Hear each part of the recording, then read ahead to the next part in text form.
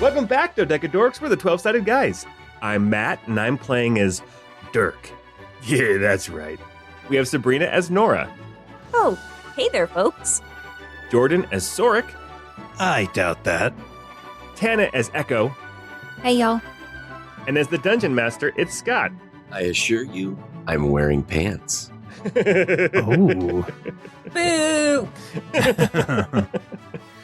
Well, welcome back to the Tent Bakers. For your signature challenge, you'll each be tasked with creating... one perfect live-action D&D podcast. Your podcast should contain 5-star ratings, overwhelmingly positive reviews, and no soggy bottoms. Boo! I should have worn my pants. Are they already soggy? Are you sitting in a little chair? Is that the problem? Your bottom's already soggy? Tastes great. Looks a mess. It's a bit stodgy. Getting a good first prove will be key. Prove you're a fan by checking out the shop at 12sidedguys.com. And as always, Discord is the place to connect with the 12-sided guys and other fans. Now, on your marks, get set, bake. Wait, these instructions have nothing on them. Anyway, if you were ever promised cake, but it turned out to be a lie, then this podcast is for you. It's Reaper's Requiem, episode 14.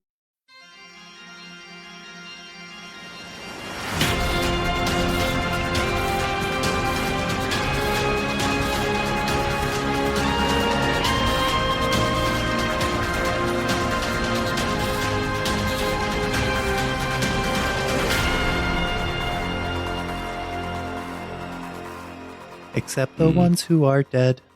Still one of the best video game songs of all time. Oh, it's so good. I got the Portal 1 and 2 for the Switch and I was like, told my son, this game is going to change, it's going to rewire your brain. And he liked it, but he got stuck. I was like, no, you got to finish the first one because then this song that I want to share with you will make sense. I sing that song to my kids all the time and they think it's funny. Last time we were together, we had a very tense meeting with the Duke of Ravaloon and the Duchess of Senvara. The session took place outside of the meeting where Sorik was able to eavesdrop in on the conversation while the players navigated the political intrigue of the other retinue. Really navigated it well. Oh, so well. Smooth sailing ship. Smooth sailing. They made a discovery of the identity of Maris Fernquill, A.K.A. Nella. a.k.a. Nella. Oh, is that who she was? Didn't she introduce herself? No, I'm joking. Nella Wafer. I'm like, wait a minute. Wait, that was her? Don't throw me off. Sorry. I'll believe you. If you lie to me, I'll believe you. And Oh, by the way, thanks for the flame tongue that you gave me last session too, Scott. yes, That was yep, really mhm. cool. That's a sex thing. The meeting went, I think, how most people expected. The Duchess was trying to recruit the Duke to her side, and the Duke was trying to be non-committal. After the meeting, everyone retired to their chambers. There was a brief reconvene with the Duke's retinue. And then the players went and searched for, at least two of the players, Nora and Dirk, went and searched for the groundskeeper. They met a man named Thero, and he told them a little bit about the house. And he asked for their help to help Roselight with their problem. They swallowed some bad people and it made them sick. Mm-hmm. Yes. What we didn't get to before we ended the session was Echo was going to meet with Maris at the bar in the Roselight Pavilion. And that is where we're going to go right now. Oh, I thought I was going to the bar to meet with the Dapper Kobold. No, the Dapper Kobold is, I mean, I just... I can't speak for him yet. Is that heavy foreshadowing there? Whoa. Oh, that's a I scene. love it. But anyway, yeah, if he's there, you know, make a perception check, see if you notice him noticing you. Sure. It's a bit later at night at this point. Echo, you get back to the Roselight Rest Stop. That is the bar in the Roselight Pavilion. As you walk in, the bar is a lot emptier than it was before. It's pretty late at night. It's probably close to midnight at this point, maybe even closer to 1 in the morning. You see a couple of familiar faces that were there before. There's an older woman in very dark clothes that she was speaking to the Dutchling, Vayesa's son. She's a middle-aged woman. She's still at a table drinking and sitting by herself. You also see the Yuan-Ti woman. She's at the bar as well, kind of looking around the room. And near the bar, at a table by herself, is your new gnome friend. And she gives a very, she raises just her hand, not her whole arm, but she, lifts her hand and, does, a small wave just with her hand when she notices you. Echo's gonna go sit down at the table. Okay. You notice that she has a largish round mug with a big ice cube in the middle of it and some sort of amber drink. What are you drinking? I got the Rosvein Bloom. Oh, how is it? It's really sweet, but it's warm at the end. Oh. I bothered my way into 2 free drink tickets, so if you want to try something expensive, I think that's how we're supposed to use them. We're supposed to get one of the more expensive things on the menu, so. That's kind of cool. How'd you get free drink tickets? Very thorough questioning of the facilities. Oh, I guess I've got to be a little bit more thorough when I check into hotels from now on. Is that a euphemism?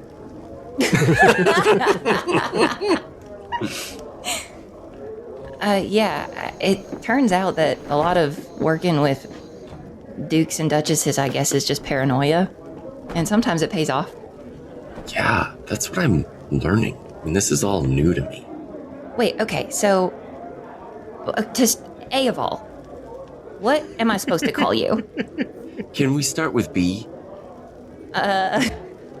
Sure, as long as we can circle back to A of all. Yes. B of all. B of all, I am sorry. And we can go back to A now. My name is Maris Fernquill. And I assume that you're Echo, because that's how you introduced yourself before. Oh, no. And most people aren't dirty liars about that. Yeah. No, I wasn't truthful about myself either. I mean, I like looking 4'5" with an underbite. I'm actually 7 foot tall, got blue skin and glowing white eyes. You know, you look like an orc, but you're the size of a goblin. I was just very confused. No, I am I am Echo. Okay. What you see is what you get. Yeah. I'm Maris, and this is what you see now, but it's not always what you get with me. So was any part of what you said when you were Nella true? Oh, yeah. I mean, no, most of it wasn't. Where are you from then? Because I think Nella was from Tally-Ho. Tally-Ho, yes, you remember. Tiddlywinks. Tiddlywinks. That's right. I'm from a small town north of Firemore. I'm from Senvara. I know I said that I was from Velmirith in Tarnwick, but that was a lie. I'm actually from Firemore. And do you want to learn magic? Oh, I have no interest in that. I mean, I do know a little bit, but no, that's not, no. Dang, guys, she got me good. I thought she wanted to know magic. No, I was supposed to spy on you guys. Gasp. No. Really? Yeah, You work for the Duchess, and it wasn't just happenstance that you ended up at the same I know. terrible little inn that the Duke was staying at his first night? Yeah, I mean, we knew that's where he was going to be, and my job was to try to make friends with you guys and follow you around, but it didn't work out how I thought. And then the tavern got attacked, and like things started blowing up. That was crazy, and I don't know. We bled together. You, me, and Dirk, and the others. Like, I don't know. It just didn't feel right anymore. So was fighting off those Peace Peddlers not part of your charge originally? No, I mean, you guys were in danger, and I don't know. I just acted before I thought. Did you get in trouble with, like, the Duchess or Elaine? Details weren't shared. Ah, understood. So, I just said that it didn't work out how we wanted. And now, Elaine, I think she suspects that it really went bad. I just hope I don't get fired. Well, I mean, I hope that for you too, but the Duke does seem very permissive in his hiring plans, so it might be worth if you need work. Could ask around, put in a good word. Make a persuasion check. Oh, really? Use that charisma. Come on. Let's see what happens. 17. Tell her about all the employee benefits. At the company 401k match and everything. Honestly, every time the Duke comes across any money, he's just handed it to us. It's been great. Truly. He didn't even pay Denny. And Denny was part of selling that diamond, and all the money came to us. I wasn't even there. Yeah. Maris looks at you and she says, "You're asking me to counter spy on the Duchess. And that's even more dangerous than what I was thinking. If we do this, I'll need some assurances of what protections the Duke could give me." I mean, I don't think I individually am authorized to make those assurances. I would be very vested in keeping you safe. But we probably should talk with the larger group. I'm just saying that, I mean, the Duke didn't, when I got hired, he didn't even check my references. Like, it was just kind of sight unseen, so. You didn't, call your last, place of employment and ask? No. Wow. I know, that's what I'm saying. So, Viessa called all of the last 3 places I worked. Okay, Seaval, why are you working for her? Well, I have a unique skill set. Okay, Liam Neeson, why are you working for? She's so mean. Look, we don't always get to pick in the type of work that I do normally. Viessa isn't the worst person I've worked for. That is sad, honestly. I guess I don't know how to take that. I mean, have you never had a terrible boss? I mean, I'm kind of only on boss number 1, so no. The Duke's actually been pretty good. Well, how could he have called your references then? You didn't have a job before that? Well, I made him up, and that's what I'm saying. If he had tried to call them, I think I would have found out. I love that we're still going on this line like it actually happened. It's canon now. It's canon. Yes.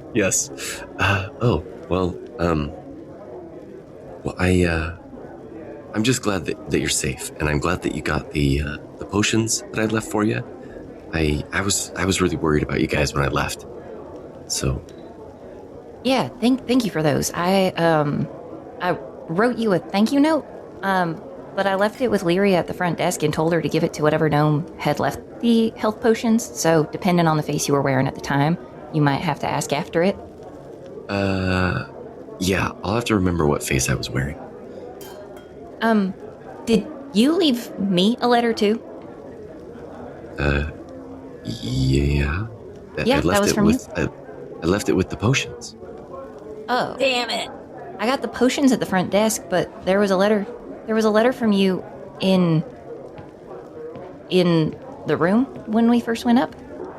I didn't go to your rooms. This inn is very weird. And no, I tried. I'm a pretty sneaky girl. I can get around places and open the door here and there that is barred from me.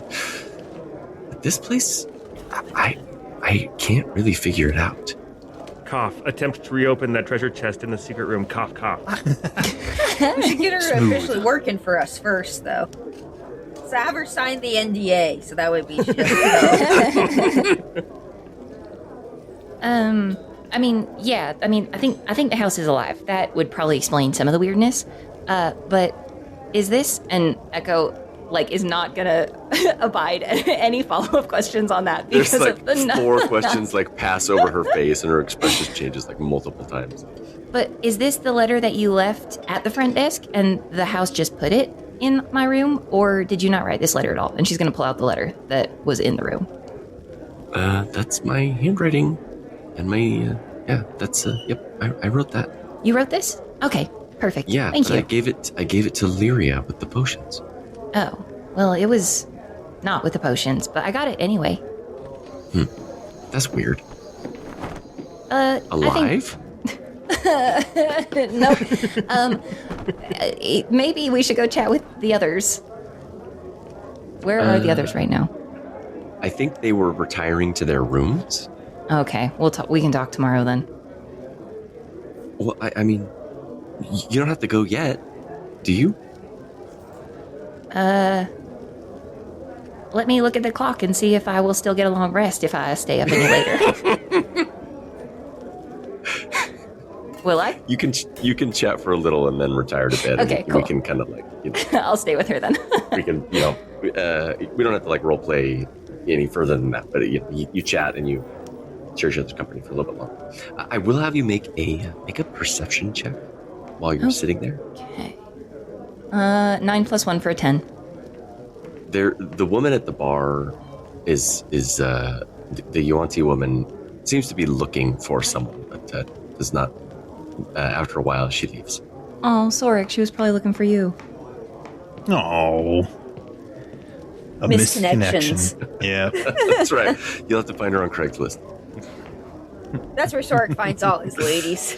Is that, I was going to say, yes. Good old Craigslist. Okay, cool. Anything else that you want to say, or do we want to move on to the morning when we reconvene? No, we can move on to the morning. I feel bad because nobody else is here and talking, so... I'm loving this. Keep going. You should go all the way. Well, I mean, okay. No. Okay. Yeah, let's... unless there's anything else that you want to say or any checks that you want to make, let's move to the morning. Yeah, let's move to the morning. Let's go peddle some peace. We wrote down what was engraved, or what the note that was left there in the ruins to Thorin. I just want to review those just to make sure that we can find our way to the path they outlined in that note. Yeah. Do you need me to pass that note to you again? I'd love to. Mm-hmm. So the directions that you got were to travel north from Rosbane by the old trade road, keeping the river to your right. Do not take the high bridge. Cross only where the stones show green lichen and the water runs shallow. After 1 hour, you'll pass a stand of 3 bent oaks. One is split at the trunk and bound with iron wire. Leave the road there. Follow the narrow deer path into the fields. Walk until the city bells can no longer be heard. If you reach the standing stones, you've gone too far. The meeting place lies in a low hollow, sheltered from the wind and sight. A circle of old markers surrounds it, half buried and uncarved. No fire will be visible from a distance. Oh man, I don't know. I'm not very good at following directions and trailblazing. You know what would be really useful right now? If we had some kind of a scout, maybe on like a provisional hire or something. Oh hey. Oh hey guys. So Nella was thinking of doing some freelance work. I didn't think I had the right to extend a job offer, but collectively, do you think we have that? I suppose we could give her a kind of a test run if you want. We could, try her out, if you will. Plus, Yeah. I feel like it's always better to, beg forgiveness than ask permission. Yeah, and we can pay her an experience. The best kind of intern. Oh, and credit. Don't forget credit. Sorik, you would have more authority over this sort of thing than the others. I think for this one, Sorik would think it's not like we're in sensitive discussions with the Duke nearby. We're going off to do something, and she's been handy in a fight before, so why not? My only concern would be, are we going to get her in trouble with her boss? What's the answer to that? Does she have a non-compete agreement?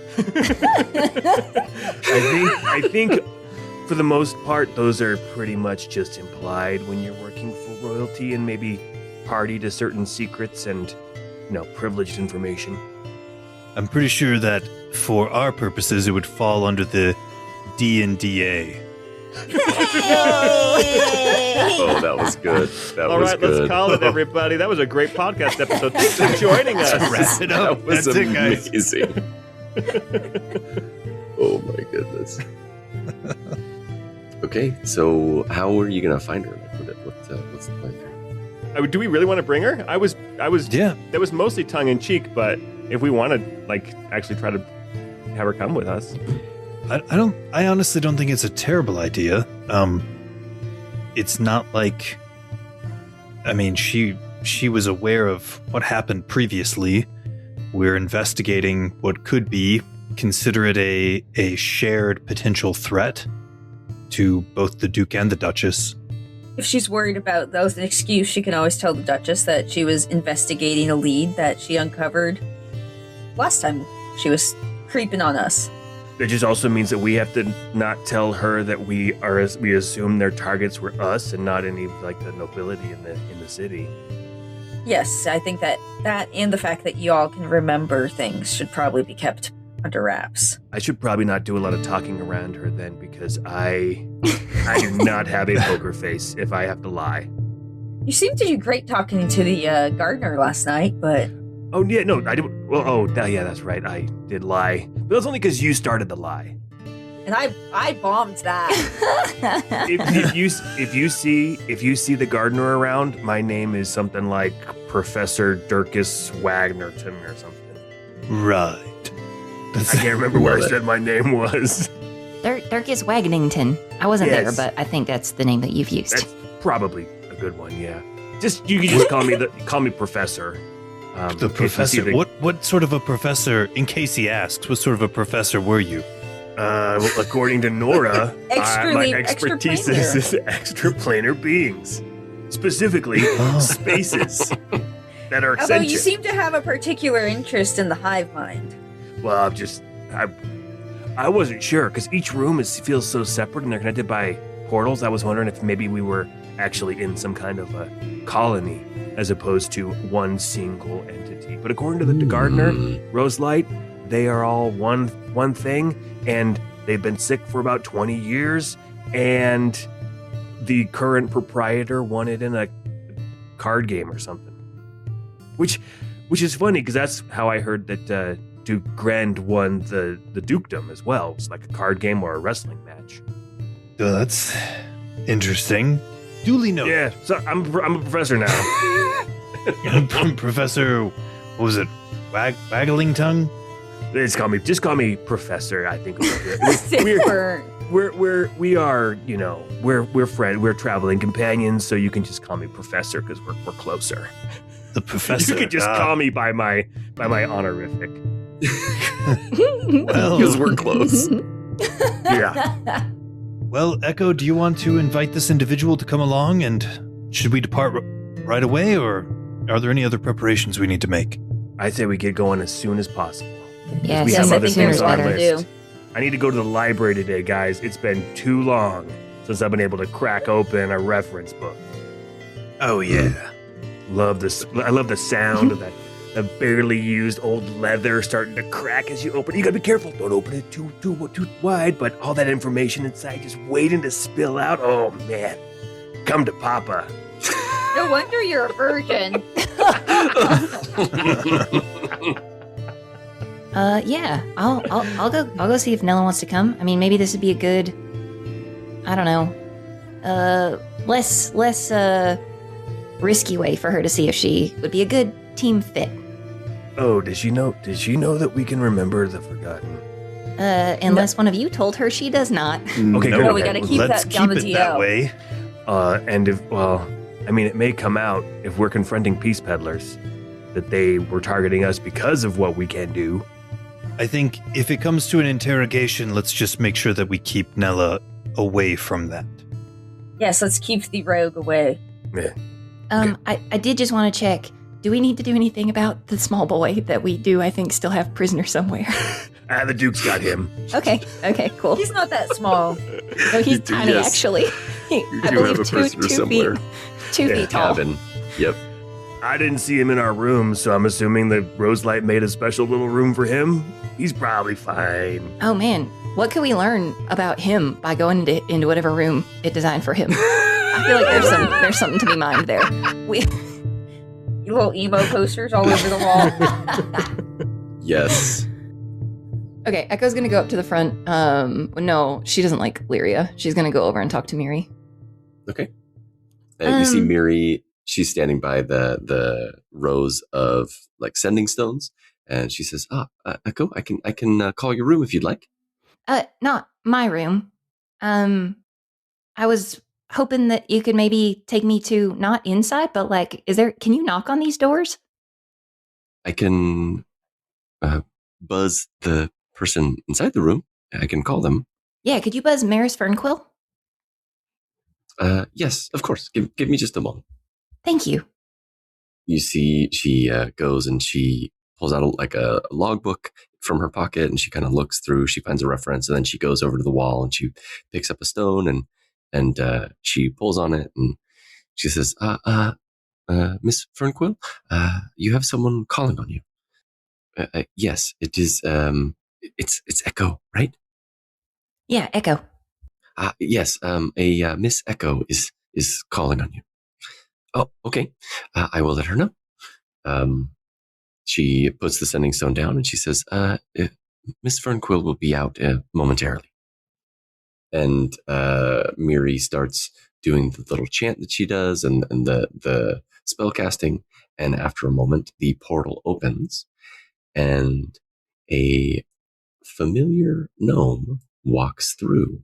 This time, not with teal hair, but with brown hair and glasses. Whoa, who is she? She looks a little bit more bookish than she did the night before. She says, "Oh, hey, Echo. I'm glad you called." Yeah, did you feel like you maybe didn't have enough of fighting those Peace Peddlers the other night? Because we might have some more of those if you would like to come today. I would love to come. I would love to spend time with you and the rest of the others. I spent a lot of time thinking about what you said early on in the night, before we got, we had a few drinks. Let's talk about it on the road. All right, let's go. She heads out the road with you. So I think if I was actually a professor, though, I'd probably want to focus on kind of historical impacts of the advances in magic on warfare. I think that's like a really interesting topic. Oh, hey, Echo. Hey, Maris. Yeah, you can call me Maris. Hi, Maris. It's good to see you again. It's good to see you too, Dirk. I'm glad you're safe. really glad you're safe. Me too. I mean, for you. I'm glad you're safe. And it's nice to meet you, Sork. I've heard some things about you, and Nora, I've heard a lot of things about you. Blush. I suppose I shouldn't be surprised, but I keep finding myself shocked to be known. But it's good to meet you and actually get your name. Yeah, I just, I mean, maybe not everybody in the city, but like, anyone who like knows a little bit about what's going on has at least heard your name. So, you're kind of famous. Kind of a big deal. Yeah. Anyway, Well, what's... it's Mirren who provides my skill. Oh, I mean, I wasn't gonna pry, but that's amazing. Yeah, praise be her. Yeah. So where are we going? North, along the road with the river on our right. Yeah, you meant I'm heard that you might be like a scout, knowledgeable in scouting paths and finding ways. Well, we have a description, and none of us are really familiar with the area, so we were hoping maybe somebody who's good at trailblazing could help us find the path listed here in these directions. Yeah, I'm sure I could take a look at it and figure it out. But before we go anywhere, I do need to pick up today's newspaper. Oh, we forgot to get the newspaper last night. That's true. No. You did forget to get the paper last night. Correct me if I'm wrong, but I believe your appearance has slightly changed since last we met. You seem to be gifted, perhaps, with being able to disguise yourself. Well, She's coming for your job, Sorik. Most gnomes know a little of this and a little of that. It's not anything out of the ordinary. This is kind of the extent of any sort of magics that I can do. Understood. Well, still impressive. We're grateful to have you along. Yeah. I'm glad to be here too. The newspaper. Ooh, okay. Beep boop. This is what the Scandal Squire gives you. Morning, Scandal Squire. Good morning, sir. Fresh off the presses.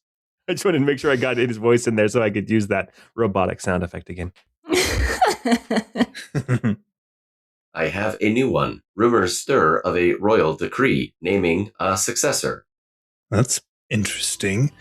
Yeah. Who wants to read this one? I can do it. Sork yanks one abruptly out of the hands of the Scandal Squire, or tray, or whatever it is that he dispenses the paper from. Hey, that's between the Scandal Squire and his boss. Nice. Rumors stir of a royal decree naming a successor. In the days following the king's passing, unconfirmed reports have emerged suggesting a royal decree of succession was issued shortly before his death. No copy has been entered into the royal record.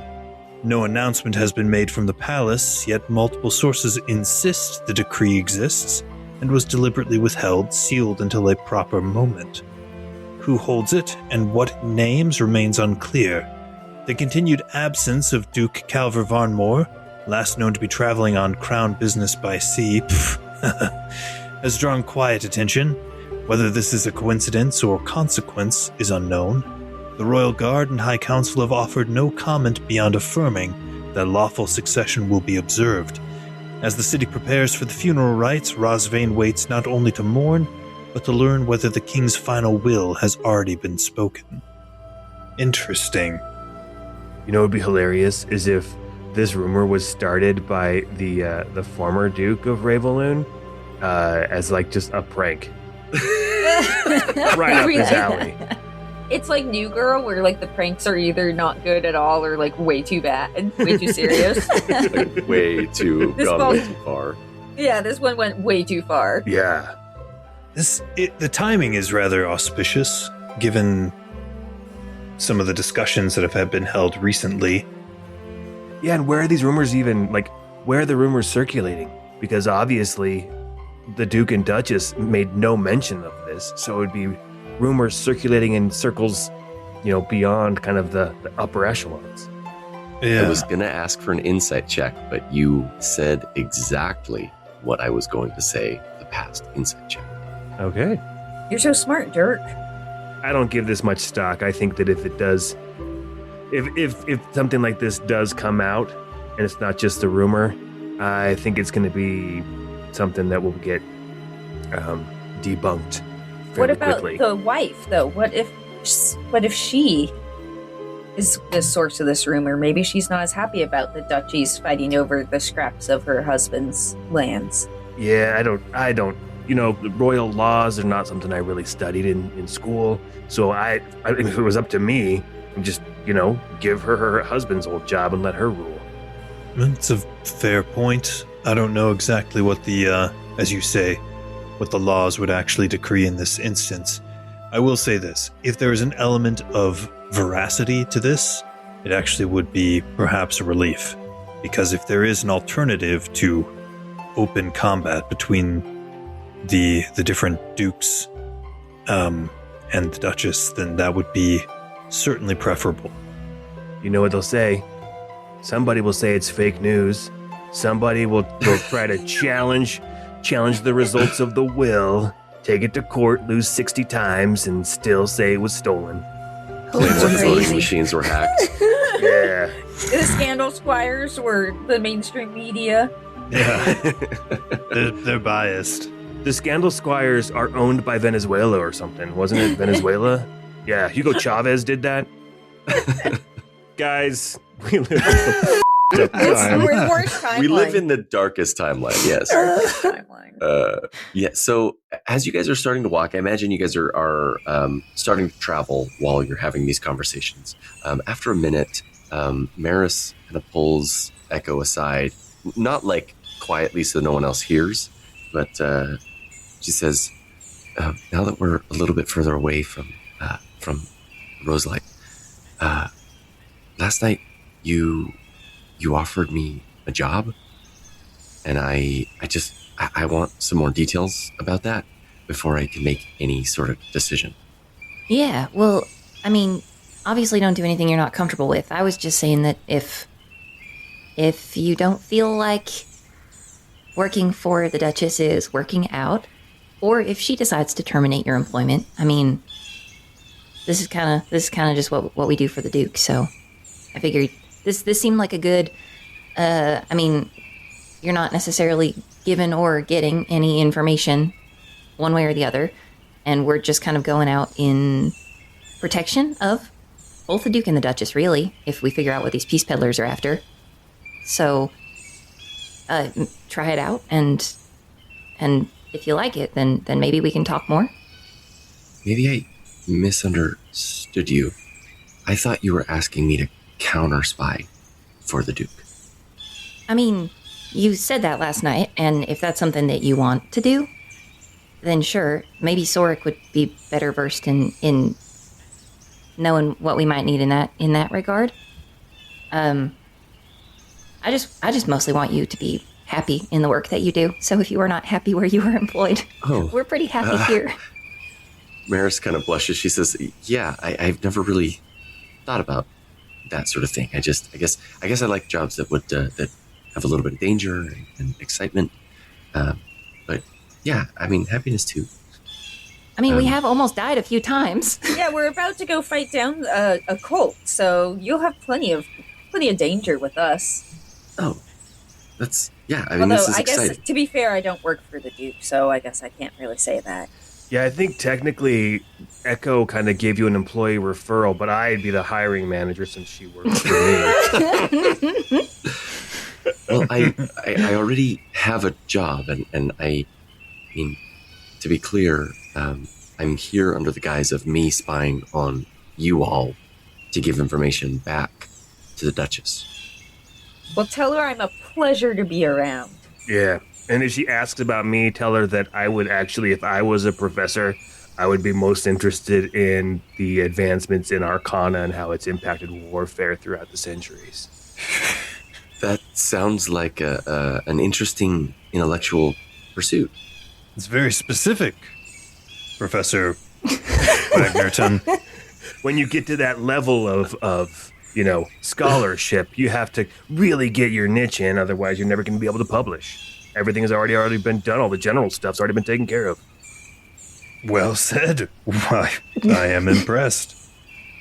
I don't know, Sorg, do you think that there's... I mean, listen, respectfully, int was my dump stat, so, like, I don't... I don't know exactly what would be the most effective use of a scout/spy's skill set, but Sorg, I feel like you are very much in tune with that arm of the Duke's work. There is always need for people of skill and talent. And so, if for some reason a change in your status of employment occurs, definitely reach out to us. Actually, that raises an important question. How does the Duchess treat people that she's fired? Is it like you're fired, go find a new job, or is it like you're fired, you're going to spend the next 5 years in the dungeons? I mean, I didn't say that to scare you. I just let's feel this out. Let's see how you like working with the whole team on this as like a test run, and we can broach this topic later if we need to. I don't think it would be safe for me to like leave her employment altogether. I'd have to probably flee the city if I did that.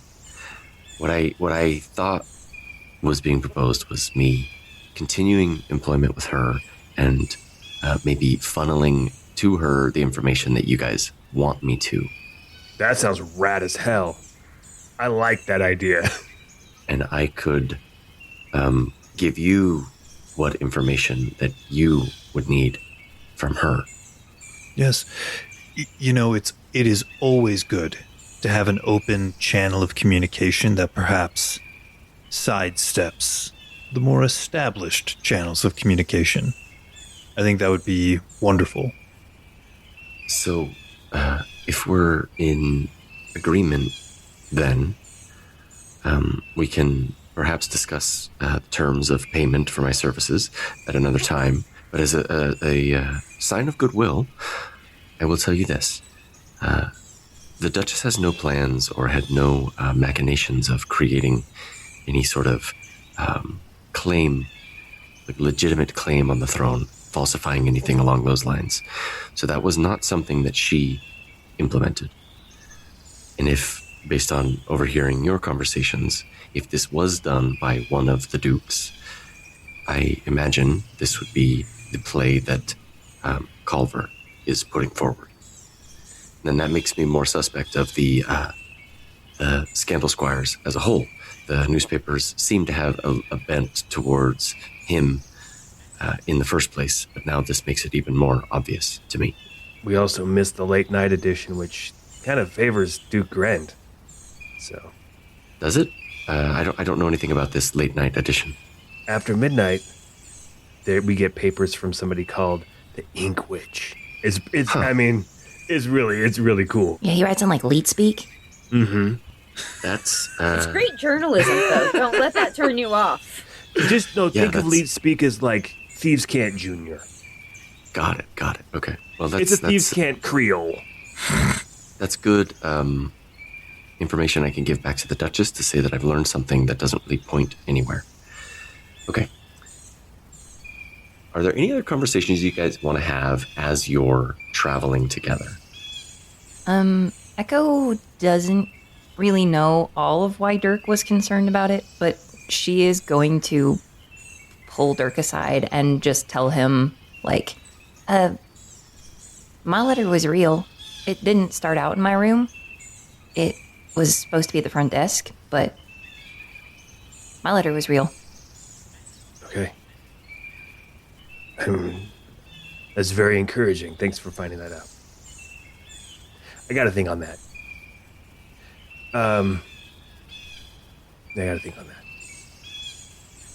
Echo also would, like, if Nora wants to hear that too, like, I think when I listened back, Dirk was the only one that had said he was concerned about them not being real, but if Nora has feelings about that too. That wasn't like a secret. Yeah. No, she definitely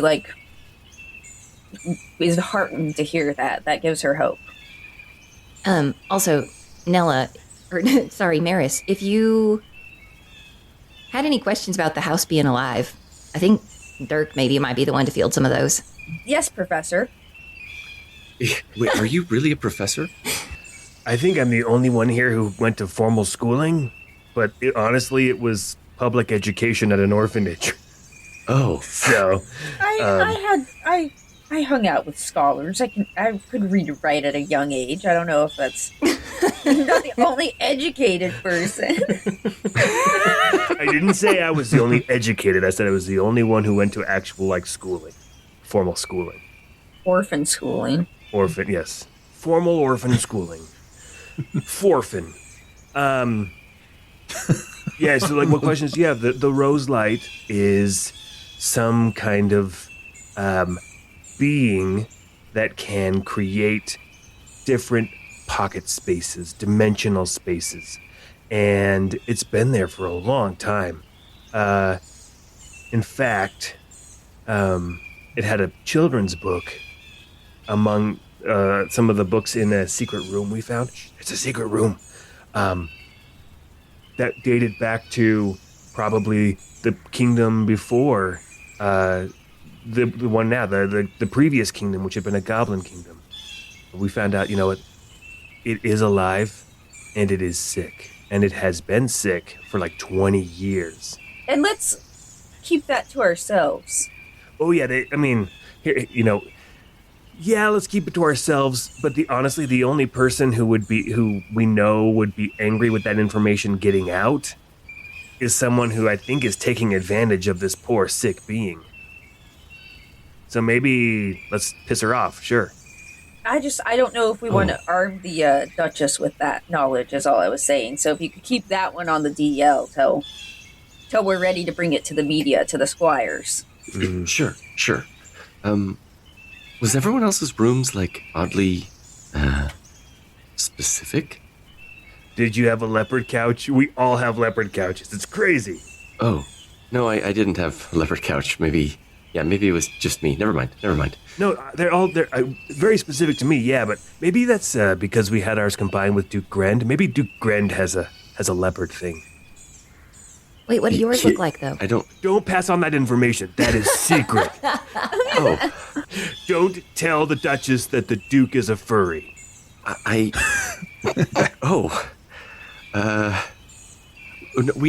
already had some intel about his sexual preferences. Allegedly. I believe you mean exploits is actually, I think, how you meant to phrase That's probably a good way to phrase it as well. But no, I wasn't appraised of anything along the furry lines. No, there was just a lot of artwork in my room. Was it all of horses? Nude orcs. No, Possibly. there were no nude orcs. No. It just made me feel like a little girl Am I again. the only one?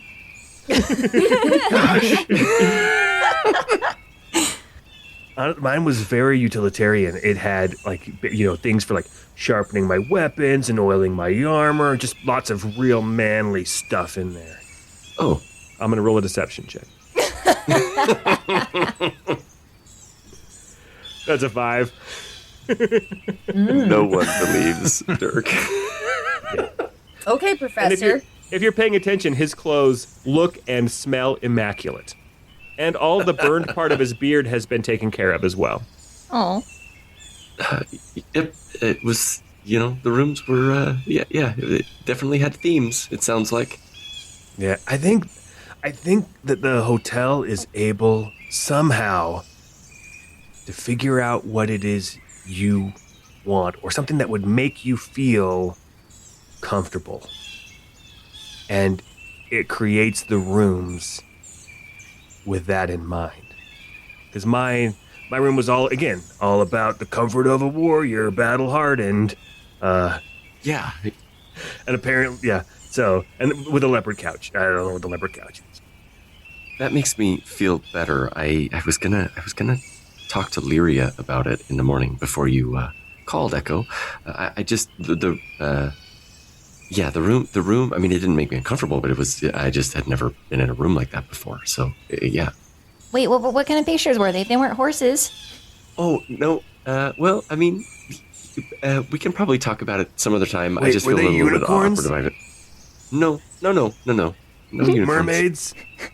No You don't mermaids. have to be embarrassed, dear. We had leopard couches with huge phalluses, so what does that say about us? Probably nothing good. Oh, yeah. Well, there were no phalluses in mine, so. Oh, were they like Jeez. Georgia O'Keeffe paintings? I mean, fantasy Georgia O'Keeffe. Yeah, but, maybe something along those lines. But we can. Oh, is that a bird? I hear a bird calling. She's a good scout. Tweet.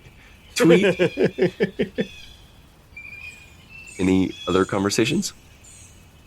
Not with Maris with us. I think if it was just us, Dirk is still kind of mulling over what our purpose here is, because obviously we're employed by the Duke. He told us to look into this kind of topic with the forgetting and things, but obviously other things are coming to a head as well. So just trying to figure out what our priorities are as a party, and if at any point we're going to have to split up and go do different things, even though we're connected via memory. But that's a conversation maybe for tonight when we get back, if we make it.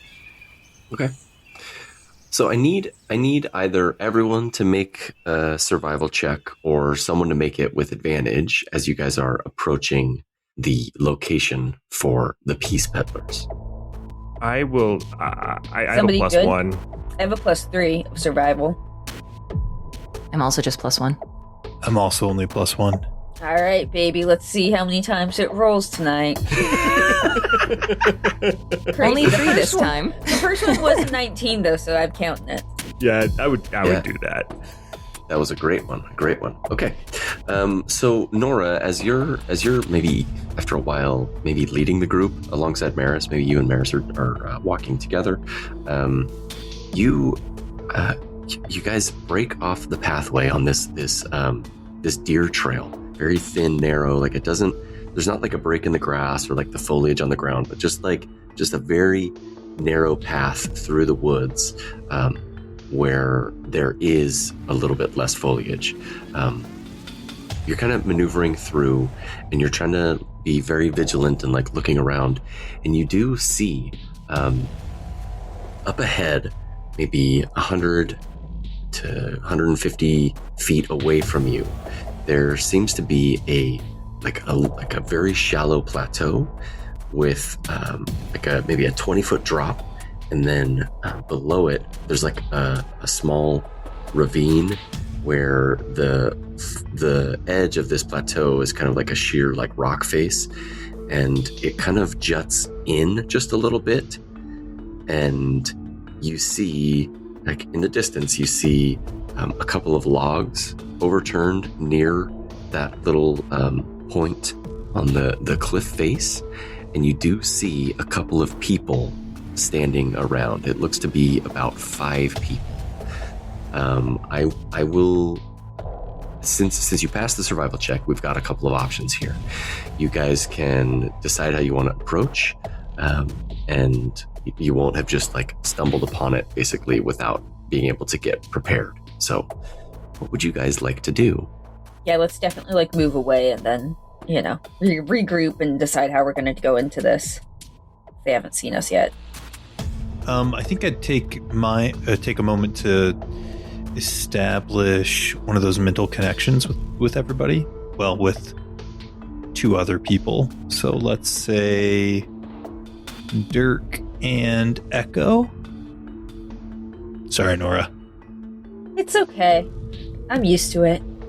And that'll be for 5 hours. Let's go. Man. Nice. You mean I have to hear your thoughts for 5 hours? No, I get it. Arabians are beautiful horses, but come on. You get to hear his thoughts for 5 hours. So many thoughts about centaurs. Whoa. The junk's not where you'd think it would be.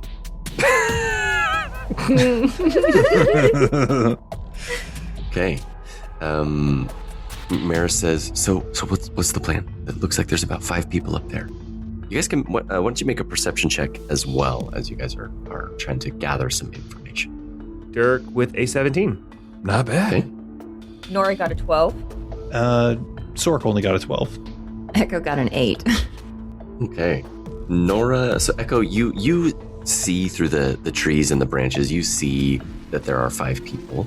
Sorik and Nora, you notice that there's 3 of them kind of standing facing away from the cliff face and 2 that are facing towards it. So they're having some sort of conversation. Dirk and Maris, you both notice that the people facing towards the cliff, the 2 facing towards the cliff, are wearing different clothes than the others.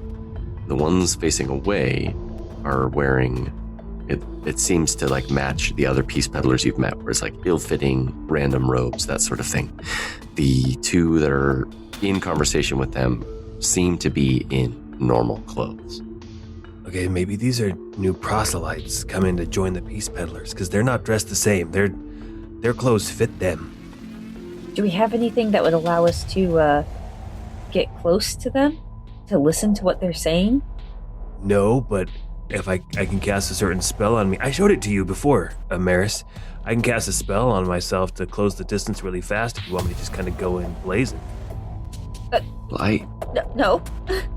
That's the opposite of what I think I was looking for. I'm not really good with subterfuge. I'm just going to throw that out there. I mean, we could all switch clothes, right?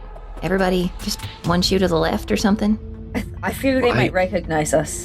Well, Echo, you and I would be the only ones that would, like, you and I could be the only ones that would switch shoes. Our feet are too small for their shoes. Oh, we could switch other clothes too. It's not just the shoes, but Oh. Maris blushes very hard. And Dirk looks very possessive of his clothes. you're right. Sorry, It's a guys. bad What a idea. terrible idea that I had. I mean, I don't think any of the rest of you could pull off this cod piece, so I'm just going to keep it. You got like the poofy shorts, the cod piece. I don't want to pull that off. Oh, jeez.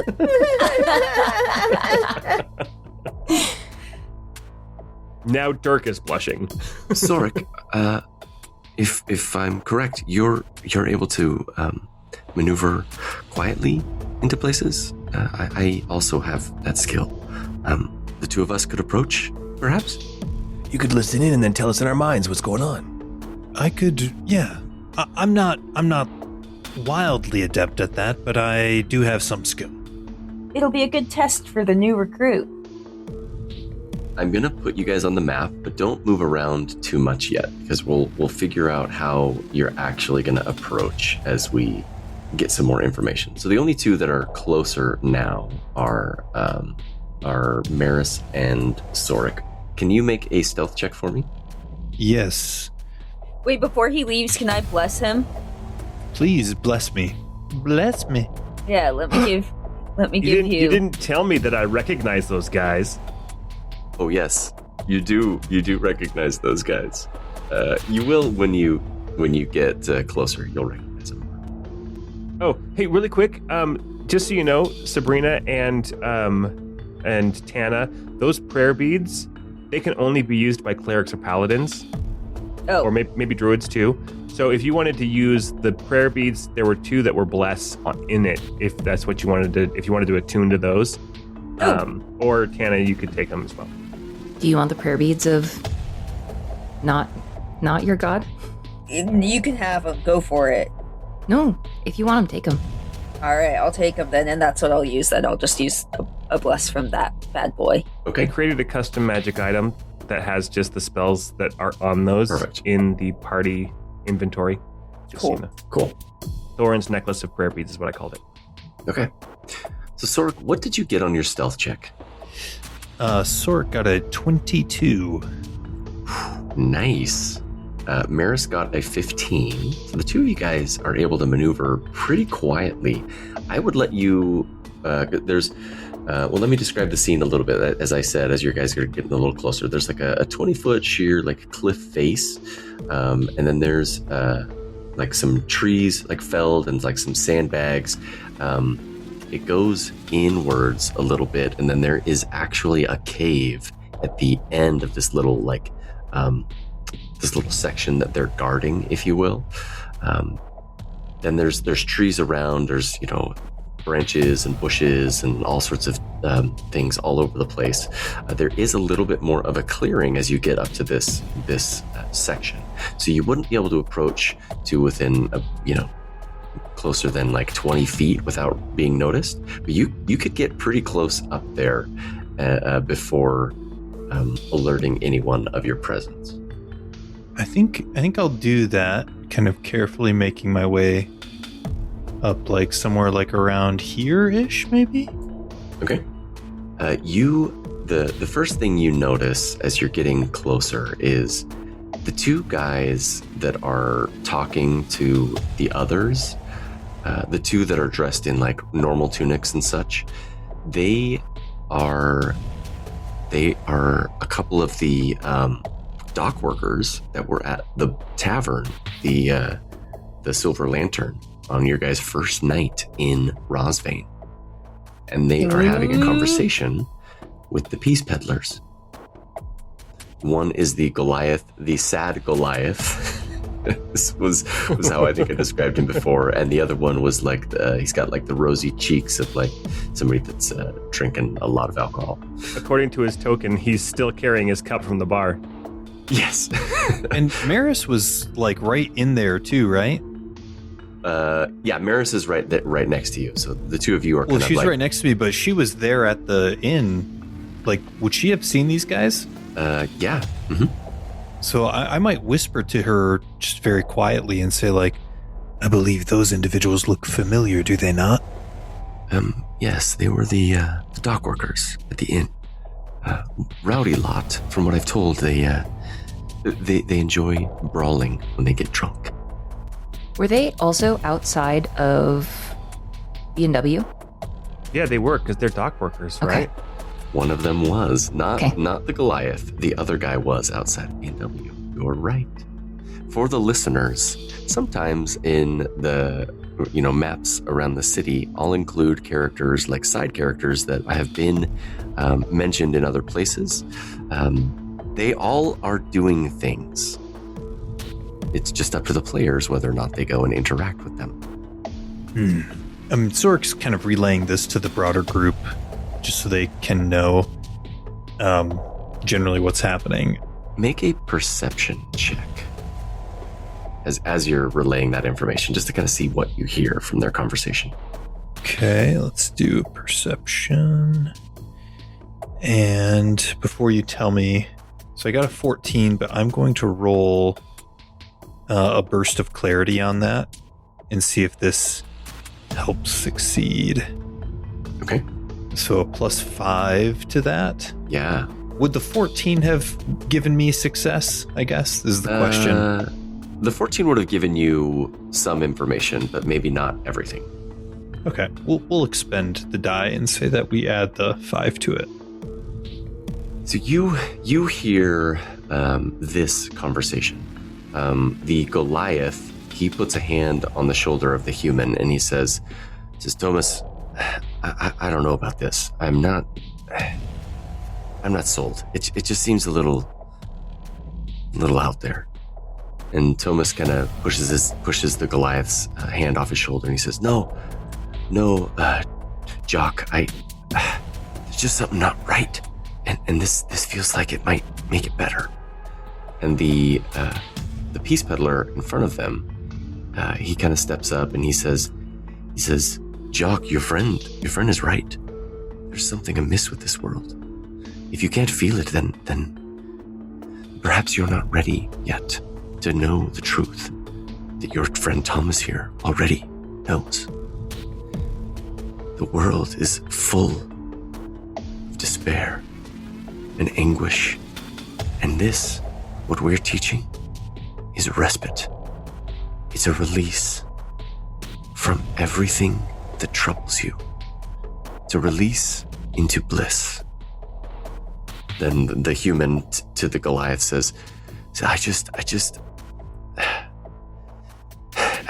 after Nita left, I just haven't been right anymore, and I just need something like this, man. I just need it.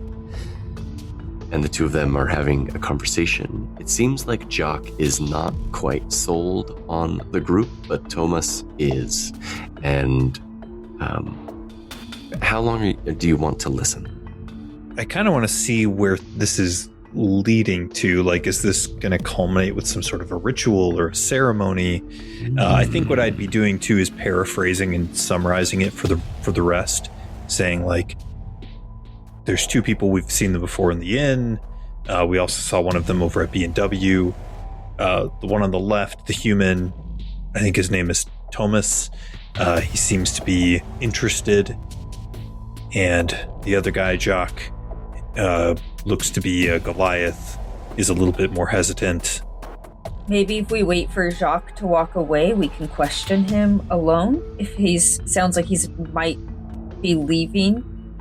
Maybe I don't know if he's going to leave or not. I kind of want to see where this goes, if they stay here, if they leave somewhere else. And I also want to see what the message is that they use to try to indoctrinate or initiate people. Yeah, it might be good, even if they walk away, we could like catch those two by themselves before we talk to the peddlers themselves. Yeah, I'm worried about. My feeling is when we've ran into the peddlers in the past, to say that they are like sycophants is an understatement. They're like almost brainwashed into this, and so I almost would suspect maybe something more arcane, or maybe something religious, a divine power of some sort that might be literally causing a change to occur within these individuals. I don't doubt that. I just be careful not to be seen, okay, Sork? We know they had a picture of you, however crude it was. They'll recognize you if you get too close. I'll just rub some dirt on my face and hair, and no one will even know. If you change your hair color, most men don't know that you're a different person. Sneaky. It's just that easy. It is sometimes. Well, I think we give it just a bit more to see what may occur. Okay. Thomas and Jock, they step back for a moment, and Jock kind of pulls Thomas aside, and he says, "Man, I'm not buying it. I know that you've been through some stuff. I've been going with you to the bars most of the nights, just try to be there for you, man. But like, this is pushing it. This is more than I can go with you. I understand if you want to do this thing, but this is as far as I go on this journey. I'm gonna head back home, and I hope to see you at the docks, man. But if not, I get it. You've been through a lot, and I want what's best for you. And if this is what you feel like is best, I support you." And Thomas, he's kind of like on the verge of tears. He gives Jock a hug, and he says, "Man, I love you, man. You've been like a brother to me through all this, and I appreciate that. But this is what I have to do. I just feel the burning. I feel it. I feel the burning that they're talking about." Oh, you'll feel the burning, all right. Yeah. And they pull out of the hug, and Thomas starts taking off his shirt, and Jock says, I'm gonna go now." And Thomas says, I get it. I gotta go. Yeah, this is where I draw the line, man. Whoa, the shirt came right off. Dirk gets it. Jock takes a step away and turns around, and he says, "Anytime you need to crash at my place again, man, just, you know where to find me." And Thomas kind of nods his head, and he says, Thank you. Good friend. He bundles his shirt off in his hand, And then he starts unlacing his trousers. Whoa. And he's walking towards the Peace Peddlers as he is disrobing. I want to catch Jock before he leaves, but we can definitely finish this scene. Yeah, how far are we gonna let Thomas go? Are we gonna let this man do this to himself? Hey, he's No. a grown man. He gets to make his own decisions. I don't think we can do it. I think we let Jock know exactly what the danger is for his friend, and it's gonna have to be from his friend for him to believe it. We probably should act fast then. He's coming our way. He'll see us. We're like right here. Jock has walked clear past Sorik and Maris, and he's moving towards you three by the deer trail. Nora would step out and kind of just pretend. I mean, like, try to, like, she's going to walk super casually and be like, oh, hello there. I mean, because we're far enough away, I'm assuming these people can't see us. Okay. You could be like, hello there, sir. You're also out for a lovely morning stroll. Oh, Chanter. Morning stroll. What are you doing out here? Oh, God's business, you know. Oh, You have care of the tenfold, do you not? yeah. Look, I do. I go to services a couple times a year. To some of the holidays. Like I mean, I'm not like like a weekly person, but I light incense at home. You wouldn't lie to a chanter, would you? Oh, no, ma'am. That's I just look. You guys make me feel guilty sometimes, and I don't go to church all the time, and it just makes me feel really bad. But like I do pray, and like I light incense, and I have my own way of practicing the faith. If we had a temple of the tenfold, like I'd go to that, but I just haven't like dedicated myself to like an individual deity. No, I understand. I'm a Unitarian too. Yeah. Okay. That's not quite what I meant. I more just meant that, you wouldn't be involved in any sort of cultish activities, like ritualistic cult activities. Well, I mean, outside of the tenfold. Got it. I was going to clarify because, like, cult is just like a way to define like a religious activity. Like, it's not like a general. Yeah, but the vibe, Yeah. No, I get it. I get it. I guess there's a connotation with the word these days too. So, no, not me. That is not for me. No. And you're here for? Well, chanter stuff. Yeah. Yep. But not the tide. You're not here for the tide. Roll tide. What tide? They call themselves. I mean, we just learned this just now, so like I didn't really even know it till now. But like, apparently they're the Forgotten Tide. Oh, is that what they're calling themselves? Something like that. Yeah. I just look. It's a little much for me. Like. Well, we appreciate your honesty. Can you tell us a little bit more about what you know? Full disclosure, my chanter business is with them, but I don't want to go in blind. I'd like to know if they're dangerous. I mean, I heard some rumors about them catching an inn on fire the other night. Oh, wait, was that them that did that?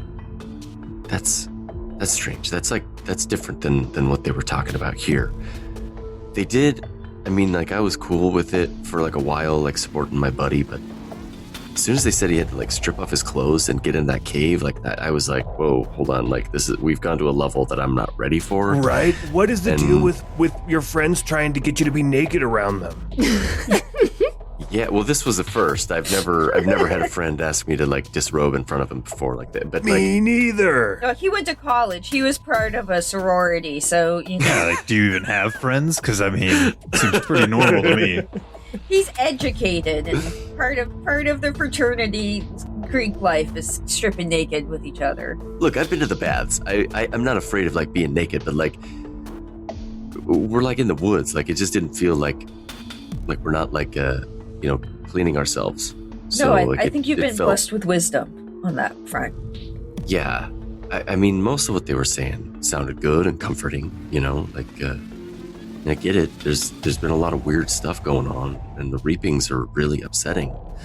What were they saying about the reapings and what's their promises? They just talk about a path that, you know, helps you deal with the dark times that we're in, and then how like horrible the world around us is, and they're offering, like, they called it bliss, like a release from everything. So it's a suicide cult. Usually you got to pay extra for that.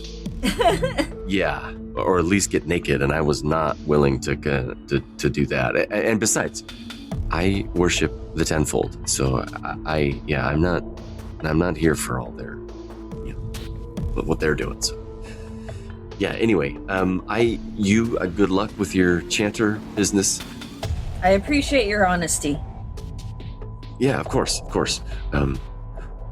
If you're going in there, just like check on Thomas for me. Like, you know, make sure they're being good to him. You know.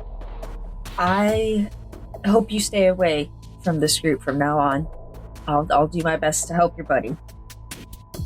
Thanks. Yeah, I appreciate it. And I promise I will go to the Temple of Mirren like this week or like next couple weeks. Like I'll Don't even worry about it, bud. She's just, you know, say a prayer. Yeah, 10 Hail Marys, and then you're good to go. Yeah. Mm-hmm. Okay, cool. Because that's kind of like what I do at home. So yeah. All right. Thanks. You're a lot nicer than some of the other like priests and priestesses I've met. So yeah, cool. All right, cool. Well, I'll see ya. And he starts walking down the trail. No, I understand not wanting to freak him out, but his friend is in real danger. I think we need to go in. Maybe they're having a good time up there. Dude, look. I don't have a naked token for Thomas. Damn it. Coward. Nora, you weren't there. How did you not plan ahead for this exact moment? We want to see no naked Thomas. He has so much chest hair. Like, it's like his shirt is not off. Incredible. Nice. Just my type. It's like he's wearing a dark brown cashmere sweater. All right. No, I honestly, at this point, I think he's in grave danger. Nora, you weren't there. You didn't see what they were able to do. And I'm worried about what they might be doing to him to turn him into the same kind of walking, talking time bomb. All right, well, let's go in blasting. Just talk me out of it if you don't think we should. But I think it's time for action. I think we should. I'm not saying. At this point, Thomas is like fully naked and like entering the cavern. Roll Tide. Thoughts, Zorik? I want to see where this plays out, but I'll go along with you if you feel that we need to intervene now. I want answers from them more than I want to see what they do to somebody to potentially damage them for the rest of their life. It's a good call. Agreed. Fair enough. Guys, be careful because they do explode. They might explode. All right. Hey, everybody. I'll see you in there. And Dirk is going to tap his shoes and cast Dragoon Boots as you see these spectral winged, like armored, fancy armored, like anime knight boots appear over his feet. And I'm just going to move my full 50 feet into that room with my axe in hand. I guess here we go. I think Sork's going to stay in the shadows over here from a distance. Okay. From a distance, I see the Peace Peddlers. Oh no, it's Bette Midler. Started blasting. Okay, everyone roll initiative.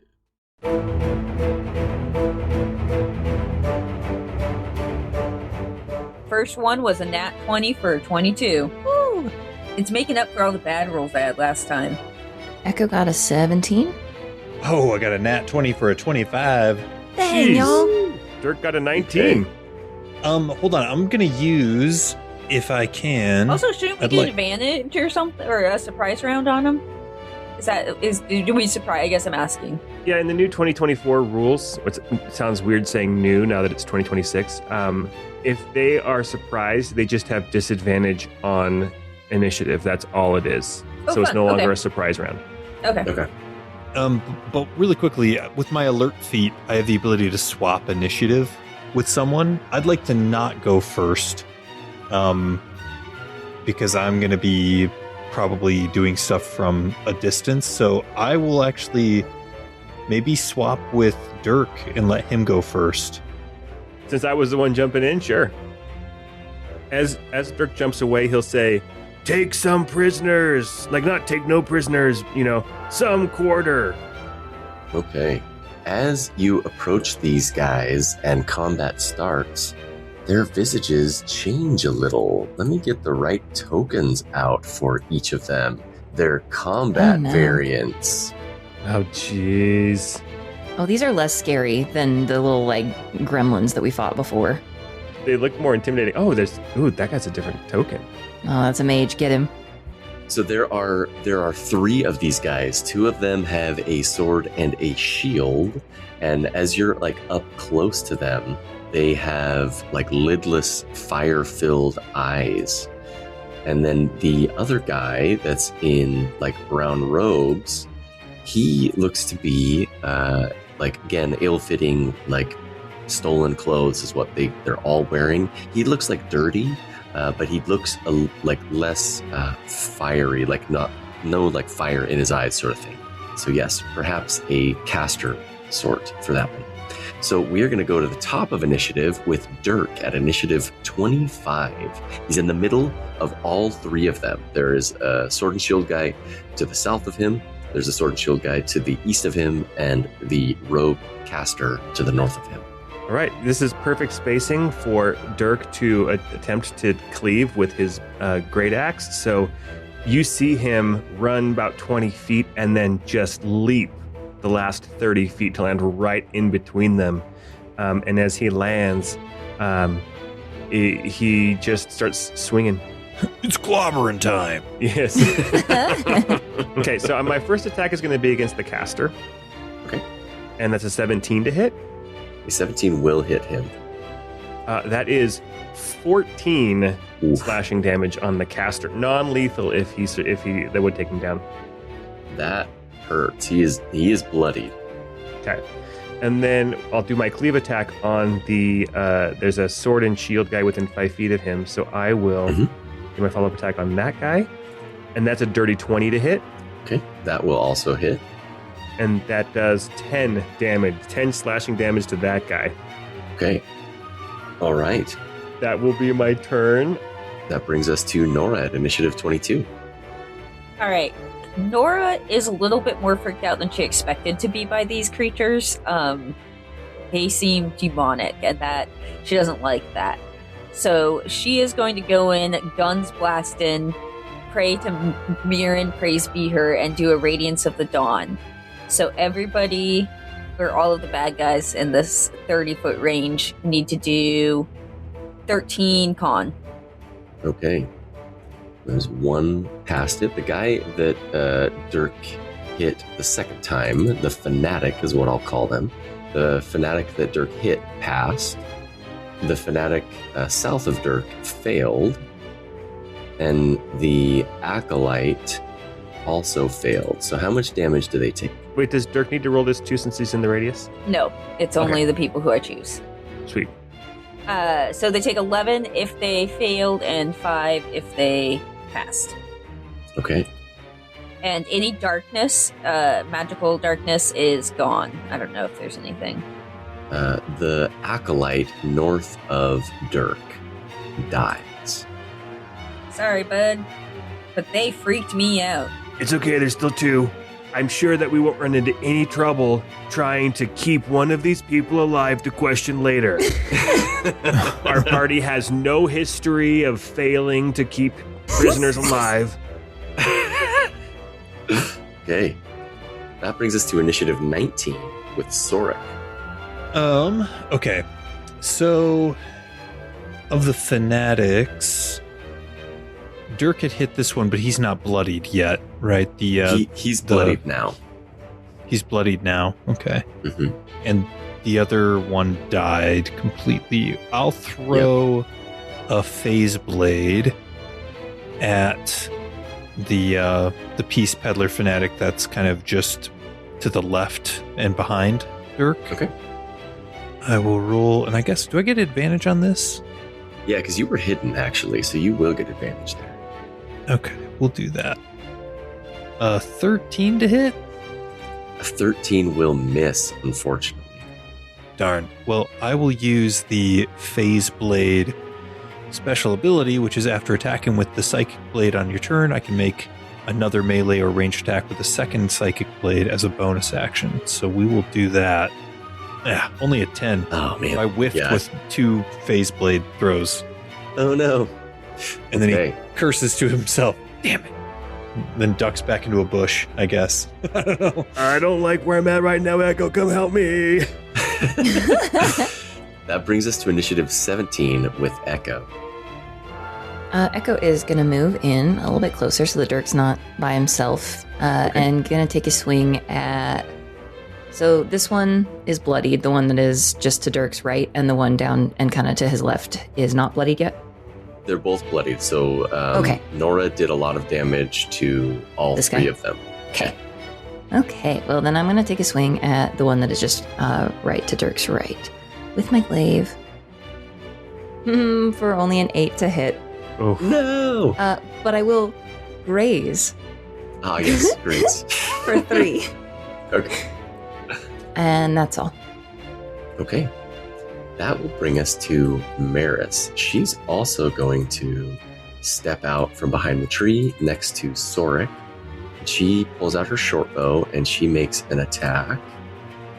Oh no, and she also misses. She does. She has advantage though. I forgot because she's in. Okay, she actually hit. She hit because she has advantage for. She was stealthed as well for 4 damage. So Echo, you come in with your glaive. It knocks him off balance, and then she strikes him with an arrow right between the eyes as he's off balance from you trying to strike at him, and that one dies as well. Oh no. Hey, guys, I don't think you heard what I was saying. This is crazy. This is unprecedented. Oh, I did forget to mention this because something happened. Let me double check this because he doesn't have it. But this guy does. The one that Maris just hit, when the arrow pierces his head, Yep. he explodes. I need Now she Echo. should know better. She was there. I need Echo and Dirk to make a dexterity saving throw. See, this is what I was talking about. Echo got a 9. Dirk got a 14 now. Okay, a 14 will pass. It 6 damage total. Ew. So Echo, you take 6. Dirk, you take 3 fire damage. Dirk is going to cast Runic, and so he has now resistance to that, so he'll take 1 damage, and the next time I strike, it will deal some damage. But now I'm resistant for the rest of till my next turn. Okay, so that will bring us to initiative 13 with the last standing Peace Peddler. Let's see, what's he gonna do? I'm gonna say odds and evens. Odds, he's gonna go for Dirk. Evens, he's gonna go for Echo. Okay, he steps up, and he is going to attack at Echo. Does a 19 hit? Oh, barely, yes. Bummer. Okay, this will deal. Why didn't it roll the damage? Maybe you got performance anxiety. It's fine, it happens. I think that's what happened. No damage. Shoot. It happens to guys all the time, I hear. It's like totally natural. He got a little startled by his buddy blowing up. Yeah, I mean, you get naked in a cave with a bunch of other dudes, and like, yeah, so, you know, you get a little uncomfortable. I get it. So he did 7 piercing damage. So he has a scimitar. So he did 7 piercing damage and 3 fire damage. And 3 fire damage. Okay. Yeah. So 10 total. Okay. That will bring us back to the top with Dirk at initiative 25. All right. Dirk will leave the axe buried in the last person he attacked, which was now the dead guy who exploded. And he's going to draw his greatsword, Okay. his Zweihander, and make an attack against the guy right in front of him. Okay. It's only a 10 to hit, probably misses, but he still takes 3 damage anyway Okay. because of Grace. Anatomy. Grace anatomy. That brings us to Nora. Okay, in the effort of not killing this guy, Echo, are you bloody? How are you feeling? If I had like 34 hit points, I would have 18 left. Okay, Just like, for Well, example, you know, you know how I'm Nora's- feeling. to not go up and kill this guy immediately by accidentally blasting him. Nora's just going to cast a level 1 cure wound, step up and give Echo a little kiss on the forehead. Oh, thank you. Oh. 15, nice. Okay, I think that's max. That's so good. little kiss on the forehead there. Thanks, Nora.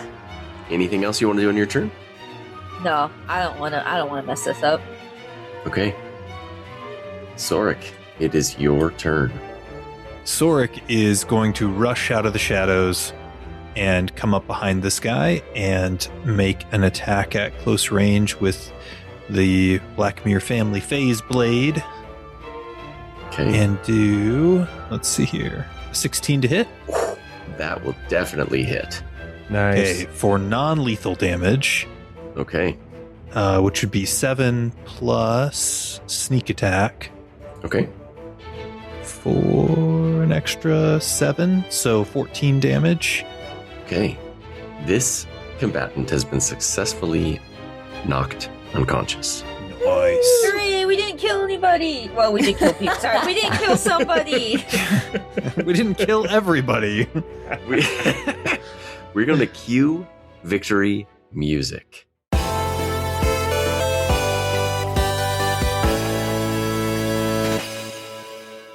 But I want everyone to immediately make a perception check. Oh no, Thomas. Echo got a 12. Dirk with another 17. Jeez. Sork got a 13. Nora got an 18, but even better, she only rolled once. Oh, that's true. You're learning. Echo and Sorik, you hear some footsteps from within the cave. Not too far away, actually. Dirk and Nora, you hear voices in the cave and some footsteps. And you hear one of the voices say, "We're under attack. Men, spread out. Get outside. Protect the new one." You guys hear footsteps running. People are approaching you. You have a moment to reposition and react if you want, but not very long. Dirk will stow his Zweihander, grab his axe out of the the corpse, and kind of take up a frontal defensive position. Full frontal, huh? Mm-hmm. Do we have time to get the one living man's body like out behind these rocks a little bit so that he doesn't get killed by like a fire explosion? If Echo and I carry him, could we do it in the time that we've got? You probably won't be able to go very far because let me measure their movement. Well, even if we could just get them like out of the cave, so not Yeah, in a direct like, explosion. You could probably move him like 10 feet total. I mean, I'll take it. Yeah, anything is better than nothing. Well, you're both doing it together. I'd say 15. Cool.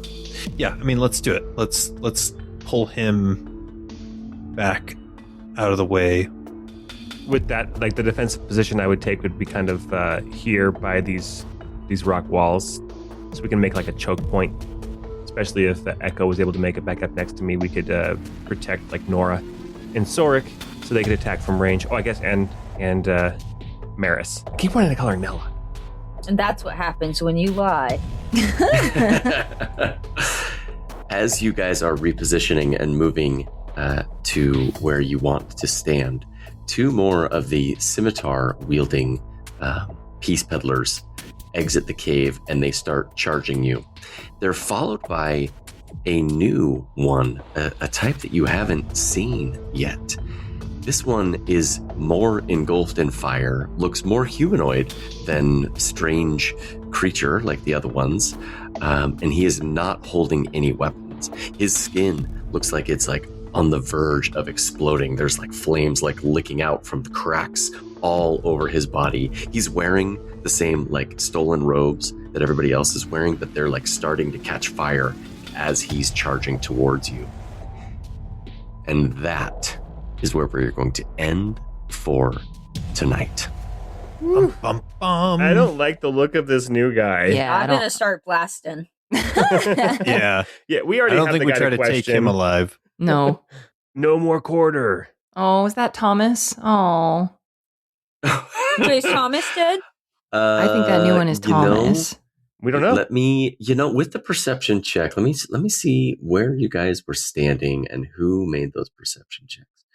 I believe Dirk and Nora, you guys actually, so when you guys could see into the cave, just beyond the mouth of the cave, it looks like it bends to the south and then to the north, but that there's like a little alcove like directly across from the cave entrance.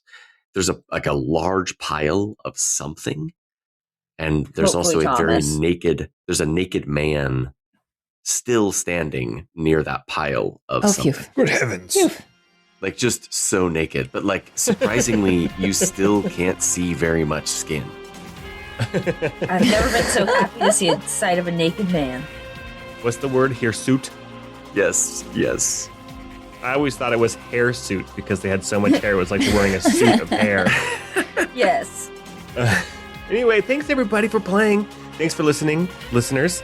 Feel free to listen anytime. And feel free to join us on Discord. We talk about this stuff. We talk about the episodes as they come out. Join the Patreon. We're going to have Your Neighbor's Potatoes. We'll be recording a little bit later this week to talk about this episode and the one before. And until we get together next time, we hope you have a great time.